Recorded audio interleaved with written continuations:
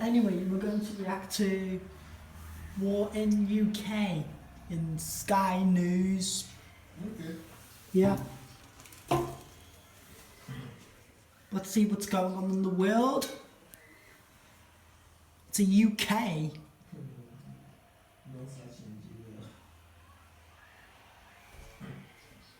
Yeah. Rain. UK rain. Okay. So yeah. We're watching the video. Well, joining me in the studio to talk all of this through, Professor Michael Clark. Always good to have you here, Michael. In your assessment, Sit how down. likely is this plan? Watch this. As written, there's a zero chance they will be accepted, because this is all that the Russians have said they wanted from the very beginning. From 2022, they laid out their demands in Istanbul a couple of weeks after the war had started, and these are their demands, so they haven't changed. And they in this formulation, the Russians get everything, and the Ukrainians get almost nothing. Yeah, the Sky News. Required to give up Breaking news. The Russians would withdraw from a little bit of the territory. The breaking news. North in Kharkiv, which is trivial compared to everything else. And the Ukrainians will be given, there's just about 7 words, that Ukraine will be offered credible security guarantees, which is neither here nor there. So, yeah, credible security guarantees, that's all it says. And that, I think, In is Russia. item 2 or item 3 in the list. And Have a look in this country. If Ukraine were to give up 20% of its territory, this 20%, then it has to have security guarantees for the future. And it isn't just that, but the security guarantees, or the security that it is likely to have under these proposals, will be severely weakened, because it would put a limit on its armed forces. It would mean that Ukraine would not be allowed to have friendly troops on its territory, like NATO troops. And just for good measure, the Russians would actually have a veto over what NATO states could do.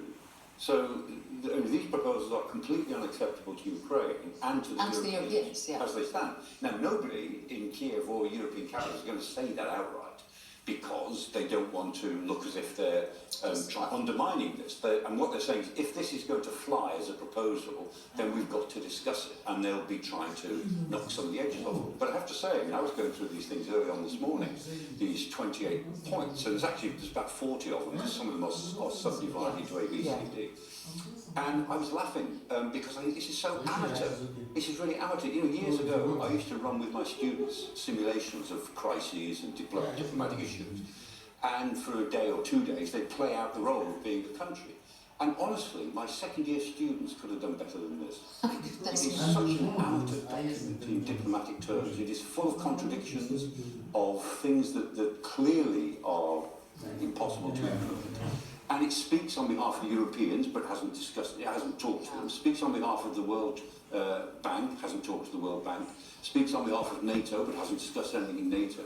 And the EU. It tells the EU what it will do, that it will offer trade access to Ukraine. Nobody's asked the EU that. It's diplomatically ridiculous. So given that, in your view, and in a lot of people I've spoken to today's view, this is not a serious document, what is the point of it? Is there some kind of underlying messaging that's going on to Ukraine?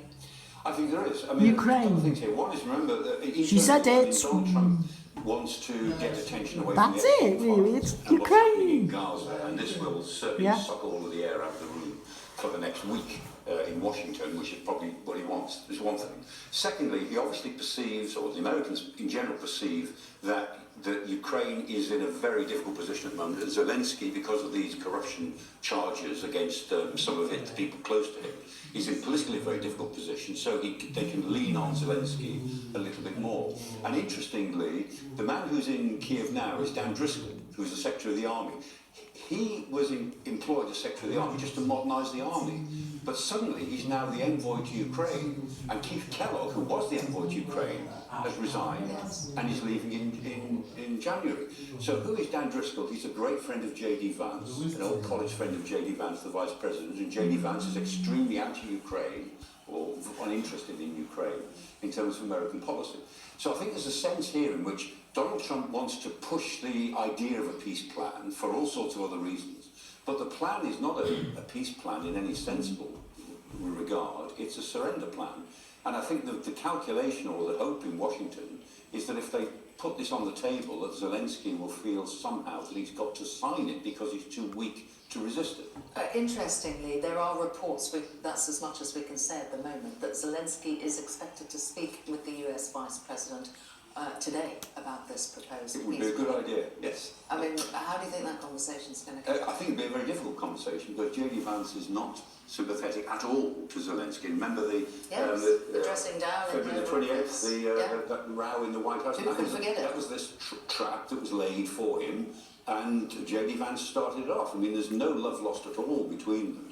And so with J.D. Vance, Dan Driscoll in Kiev, Vance's man, and Zelensky, he's going to have a very difficult conversation. And I'm sure Zelensky will try to be constructive, try to say, look, you know, I've been prepared to go and talk to Putin any time since March. I've agreed to an unconditional ceasefire since March. Your problem is Putin, not me.